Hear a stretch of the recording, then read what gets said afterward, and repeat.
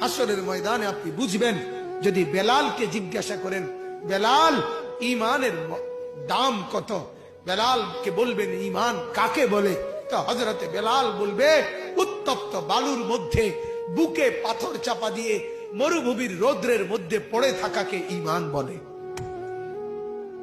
খাব্বাবকে বলবেন, খাব্বাব ঈমান কাকে বলে, তো হযরতে খাব্বাব রাদিয়াল্লাহু তাআলা আনহু বলবেন কামারের দোকানের জ্বলন্ত লাল কয়লার মধ্যে নিজের দুই পাশের কোমরের গোশত খুলে খুলে চর্বি সহ ফেলে দিছে আমার মনিব ঈমানের কারণে।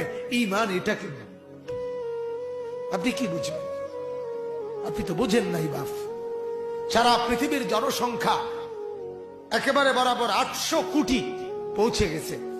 800 কোটি মানুষের মধ্যে 200 কোটি যদি ইমানদার হয়, মুসলমান হয়, তা এখনো তো এই মুহূর্তে 600 কোটি বেঈমান পড়ে আছে। তাহলে আপনি যদি সেই 600 কোটির মধ্যে হতেন, আমি যদি হতাম, কি হতো বাপ? মৃত্যু পর্যন্ত যদি কালেমার সন্ধান আমি না পেতাম, মৃত্যু পর্যন্ত যদি আমি মুমিনের পরিচয় না পেতাম, আমার অবস্থা কি হইতো?